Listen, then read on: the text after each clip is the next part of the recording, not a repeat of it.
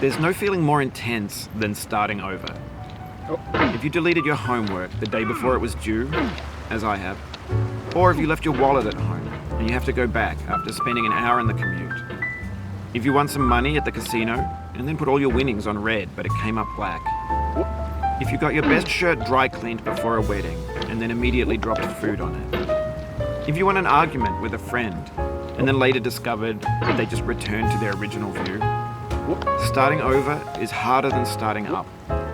If you're not ready for that, like if you've already had a bad day, then what you're about to go through might be too much. Feel free to go away and come back. I'll be here. Alright, thanks for coming with me on this trip. I'll understand if you have to take a break at any point.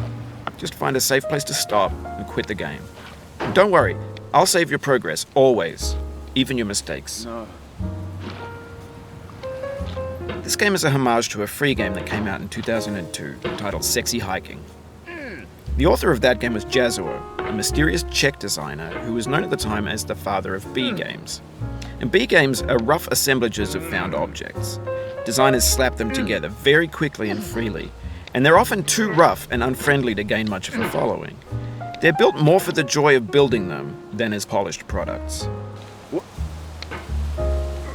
In a certain way, Sexy Hiking is the perfect embodiment of a B game. It's built almost entirely out of found and recycled parts, and it's one of the most unusual and unfriendly games of its time. In it, your task is simply to drag yourself up a mountain with a hammer. And that act of climbing, in the digital world or in real life, has certain essential properties that give the game its flavor. No amount of forward progress is guaranteed. Some cliffs are too sheer or too slippery. And the player is constantly, unremittingly in danger of falling and losing everything. Anyway, when you start Sexy Hiking, you're standing next to this dead tree that blocks the way to the entire rest of the game. It might take you an hour to get over that tree, and a lot of people never got past it. You prod and you poke at it, exploring the limits of your reach and your strength, trying to find a way up and over. And there's a sense of truth in that lack of compromise. Most obstacles in video game worlds are fake. You can be completely confident in your ability to get through them once you have the correct method or the correct equipment or just by spending enough time. In that sense, every pixelated obstacle in Sexy Hiking is real. The obstacles in Sexy Hiking are unyielding, and that makes the game uniquely frustrating. But I'm not sure Jazuo intended to make a frustrating game. The frustration is just essential to the act of climbing, and it's authentic to the process of building a game about climbing. A funny thing happened to me as I was building this mountain.